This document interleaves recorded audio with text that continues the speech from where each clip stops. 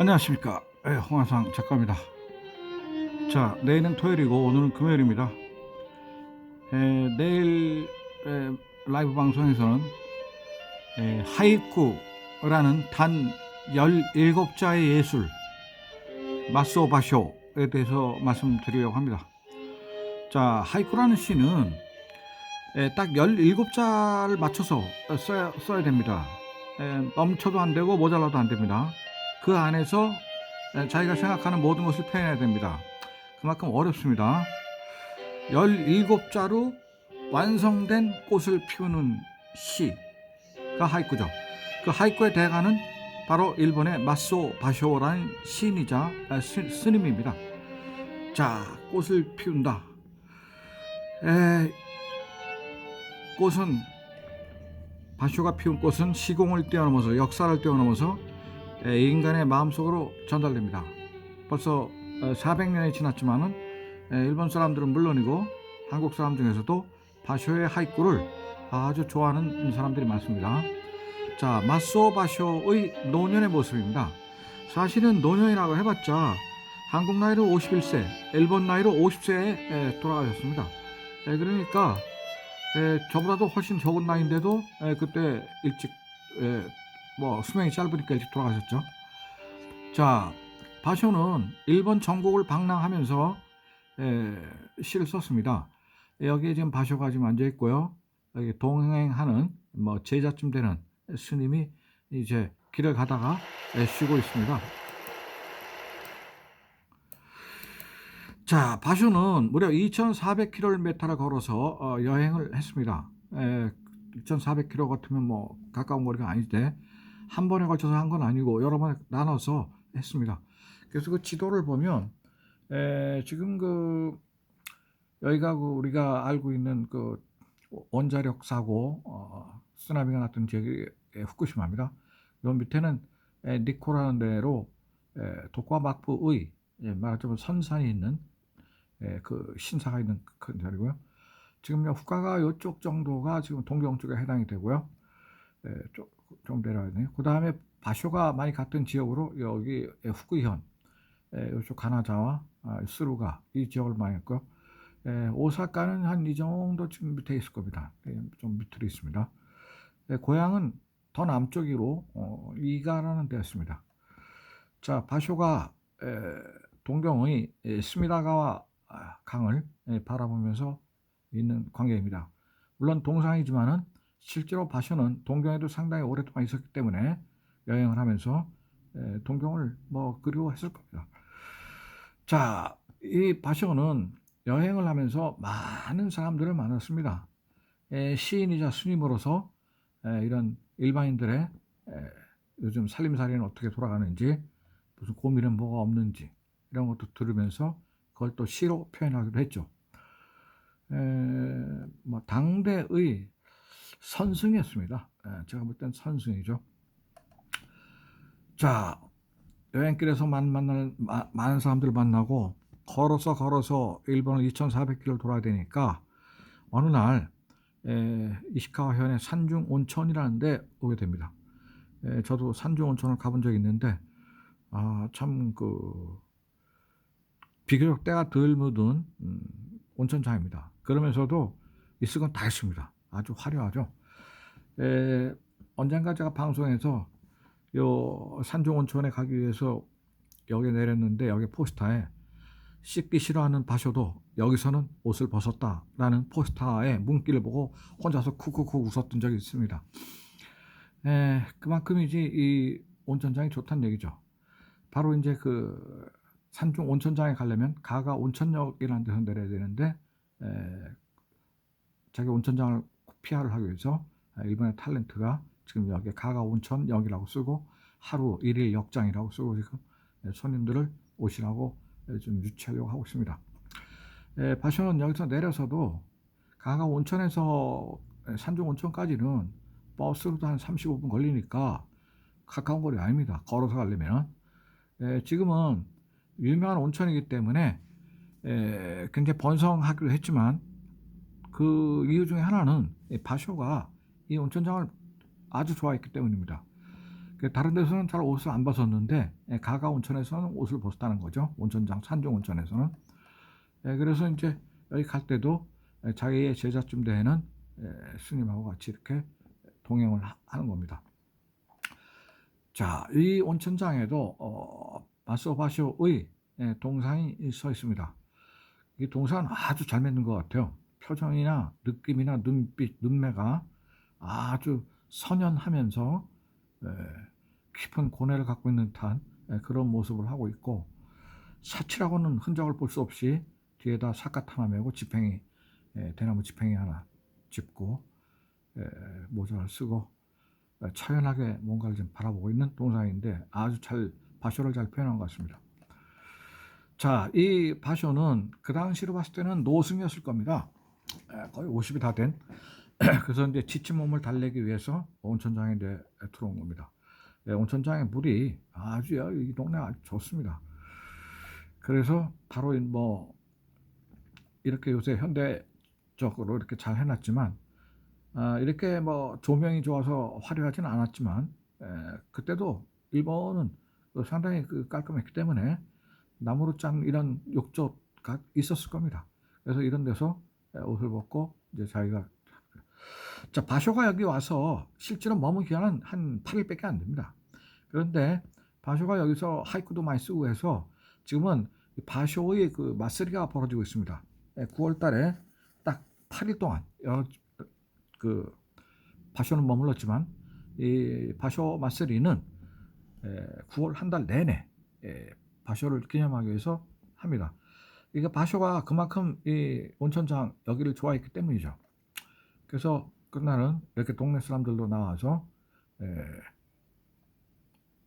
산중절이라는 노래를 부르면서 이렇게 이제 뭐 공연도 하고 춤도 추고, 그래서 시인 바쇼가 사랑하는 이 산중 온천의 마을에서 바쇼도 이렇게 아마 내려다 봤겠죠, 마을을. 바로 이 산중 온천 안에는 그 바쇼의 맞서리를 지내기 위한 것도 있고, 또 하나는 바쇼의 일종의 사당 같은 걸 지어놨습니다. 본인이 뭐 이 사당 안에서 기거하지는 않았겠지만 바쇼를 기념하기 위해서 만들어 놓은 거죠. 고즈넉하고 아주 좋습니다. 9월 10일부터 18일까지 딱 8일간 머물렀고, 그때 쓴 시 중에 하나가 야마나카야, 야마나카는 산중이란 말입니다. 야마나카야 기쿠 국화는 나부랭이 윤회를 닮았다. 기막힌 페이소스가 있는 말입니다. 이 산중 온천장이라는 이 동네하고 국화는 다 나부랭인데 결국은 야마나카도 윤회하는 것이고 국화도 윤회하는 것이니까 돌고 돈다, 이런 깊은 그 뜻이 있죠. 그렇다고 나부랭이라고 표현해서 이 사람이 자연을 무시하거나 산중 온천을 무시하는 건 아니고, 인생은 돌고 도는 것이기 때문에 그게 그렇게 큰 의미를 가지면 안 된다, 이런 뜻인 겁니다. 이 사람은 아주 하이쿠를 많이 내겠는데 그 대표적인 하이쿠 중에 하나가 여름 풀이나 하초나 병사, 헤이시토 모카, 군사들이나 모두 꿈의 흔적이다.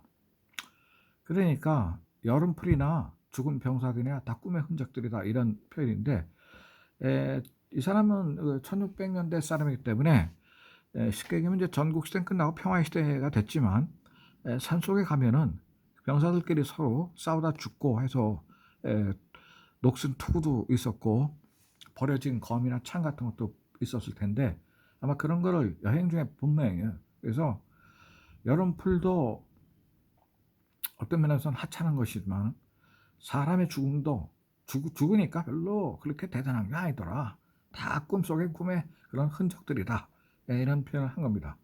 상당히 초연한 데가 있습니다. 그 다음에 여행이라는 병을 알아서 꿈은 마른 들판을 누빈다. 여행이라는 꿈을 자기는 평생 동안 아는 거죠. 그러니까 평생을 그게 방랑하면서 선승이자 시인으로 사는 거죠. 자기는 앉아있고 제자는 지금 밑에 좀 아래쪽에 자리 잡고 있습니다. 유명한 시가 또 하나 있습니다. 밑에 뭐 한사람이야 바위에 스며드는 매미 소리. 그러니까 뭐 산에 가면은 또 매미가 맴맴 하고 울렸죠. 그 소리를 듣고 있노라면 산중에서 한산하고 한가한 그런 기분이 드는데 그 한산함이 예? 바위에 스며드는 매미 소리가 바위에 스며들 정도로 사방이 고요해서 매미 소리만 있는 겁니다. 그런데 그 매미 소리가 바위에까지 스며든다고 했습니다. 대단한 그 레토릭 비유입니다. 대단한 비유. 바위에 매미 소리가 스며든다. 정적 속에서 매미가 울어서 그게 마치 바위에 스며드는 듯 하구나. 한산하구나. 한가하구나. 평화롭구나. 이런 뜻이죠. 그 밑에 있는 고지야 와비 그 다음에 무르 소리, 이거는 아주 하이쿠 중에서는 제일 유명한 하이쿠고 바쇼의 하이쿠 중에서 제일 유명한 하이쿠입니다. 옛 연못에 개구리 뛰어드는 물소리, 이런 뜻입니다. 오래된 연못에 개구리가 퐁당하고 뛰어드는 그 물소리를 저렇게 표현했습니다. 후루이케야 뭐. 자, 그래서 바쇼는 전국을 많이 걸어다니면서 많은 걸 보고 많은 생각을 하고 많은 하이쿠를 썼습니다. 가는 봄에야 새가 울고 물고기 눈은 눈물이구나. 봄이 가니까 새가 울고 물고기도 봄이 가는 게 슬퍼서 물고기 눈에도 눈물이 고였다, 이런 뜻입니다. 그 물고기 눈에 눈물이 있다는 표현을 쓴 시인은 전 세계에서 이 사람밖에 없는 것 같아요. 아니, 물고기가 물속에 있으니까 눈물이 있는지 없는지 보이질 않는데 지금 바쇼의 눈에는 가는 봄이 서러워서 물고기도 온다 하는 그런 심정을 표현했고, 아마 그게 자기 자신의 심정일 겁니다. 가는 봄이 아쉽다라는 거를 그렇게 빗대어서 표현했겠죠. 또 다른 매화를 읊은 시가 하나 있는데, 이번에 매화는 그 공기가 거기가 깨끗해서 그런지 상당히 그 꽃 색깔이 우리보다는 좀 강렬합니다. 자, 산골 마을은 때늦은 늦장 매화. 산골 마을을 어딜 갔는데 딴 데는 평지는 날이 더워서 매화가 일찍 졌는데 산골은 온도가 좀 차니까 때늦게 장꾸러기 매화가 늦게 피었다고, 그래서 늦장 매화라고 이렇게 표현을 했습니다. 그 표현이 상당히 바쇼가 농담도 잘하고 좀 시니컬하고 페이서스가 있는 사람이고 아주 뼛속까지 낭만주의지 않습니다. 저 시는 산길에 와서 뭔가 하니 연고가 있는 제비꽃, 이런 하이쿠를 또 썼습니다. 산길에 와서 자기가 산길을 걷다가 이렇게 밑을 내려다 봤더니 뭔가 있어요. 근데 꽃이 펴 있는 거예요. 그러니까 그 꽃이 보니까 제비꽃인데, 산길에 와서 뭔가 하니 뭐가 있는가 하니 봤더니 연고가 있는 제비꽃이다. 일종의 그 세상 만사는 들에 핀 꽃도 뭔가 다 이유가 있고 사연이 있기 때문에 핀 것이다, 이런 좀 얘기를 하는 거죠. 등나무에 대한 시를 많이 썼습니다. 그 좋은 시가 많은데 제가 제일 좋아하는 시는 전에 한번 말씀드렸지만은, 인생이란 논된 문에 물된 논에 썰애질하며 왔다 갔다 하기. 인생이란 물된 논에 썰애질하며 왔다 갔다 하기. 그런 시가 저는 아주 그 명시라고 생각해서 뭐 지금도 기억하고 있는데, 지금 요 등나무 꽃을 보니까 풀에 지쳐가 아니라 풀에 누워서 숙소를 빌릴 무렵쯤에는 등나무꽃. 그러니까 이제 풀에 누워가지고 이제 산길에서도 눕기도 하고 그랬겠죠. 너무 힘이 들면. 그래서 지쳐가지고 마을에 들어와서 이제 잠자리를 이제 빌렸는데, 빌려서 쳐다봤더니 등나무꽃이 피었더라. 이제 그런 내용이죠. 그러니까 여행에서 오는 고단함을 등나무 꽃을 보면서 위로를 받는 그런 어떤 나그네의 모습을 그린 겁니다. 가는 봄이나 새가 우는 물고기의 눈에 눈물. 가는 봄이 서러워서 새가 우는데 물고기 눈에도 눈물이 있다. 또 라는 표현입니다. 자, 이렇게 해서 바쇼가 평생을 여행을 했는데 봄이나 내후년이나 가렴 섣달 금음날이요. 섣달 금음날이 오면 또 한 해가 갔구나 하는 사람들이 애잔한 감상을 갖고 있게 마련인데 그 섣달 금음날이 좀 천천히 갔으면 하는 마음에서 내년 봄쯤에 가지 아니면 내후년쯤 가든가 왜 이렇게 급히 가나 세월이요 금음날이요 이런 뜻입니다. 자, 그래서 다시 길을 나서서 이제 오사카로 아는 연고를 찾아서 그 바쇼는 전국 팔도에 그 잠자리를 해결해주는 절이 있었습니다. 그래서 그 주로 절에서 절로 이렇게 이동을 하는데 오사카에 어느 암자를 가서 거기서 병이 나가지고 그 암자에서 결국은 죽었습니다. 그래서 저는 개인적으로 바쇼가 낭만주의자라고 생각하는 게 바로 이십니다. 도이에바 사카즈키 모찌 테데나리. 그렇다면 술잔을 가지고 나오게. 바쇼가 제자들한테 얘기를 한참 들어주고 뭐 법문이 무엇입니까 뭐 이런 얘기를 들으면 한마디로 명쾌하게 한 다음에 자, 그러면 술잔을 가지고 나오게. 도이에바 사카즈키 모찌 테데나리. 호방한 낭만주의자의 또 그런 모습을 볼 수 있었습니다.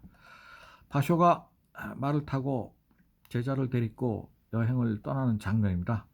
수도 없이 갔겠죠. 이렇게 말을 타고 간 날도 있었겠지만 주로 걸어서 갔죠, 이 양반은. 죽기 직전에 하이쿠를 마지막으로 썼습니다.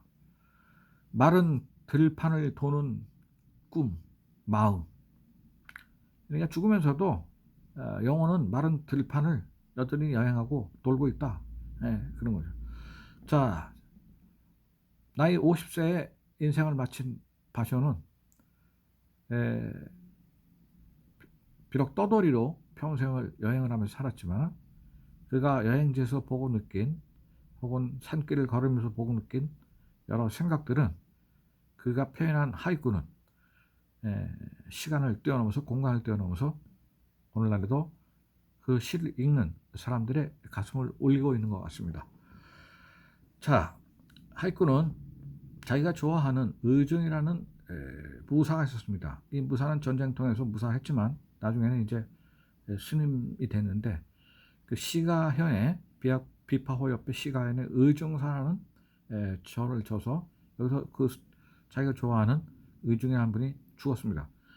주원으로 의중사에 묻어달라라고 해서 지금 바쇼의 무덤은 바로 시가 비파호 옆에 있는 의중사의 절에 아주 조그만 돌피로 그렇게 지금 세워져 있습니다. 자, 바쇼의 시를 제가 지난 시간에 코로나가 끝나면 바쇼의 길을 따라서 한번 딱 2400km를 걸을 수는 없지만 버스를 타고라도 한번 가고 싶다 그런 말씀을 드렸는데 갑자기 불현듯 그게 또 생각이 나서 바쇼의 일생을 한번 정리해 봤습니다. 대단히 감사합니다.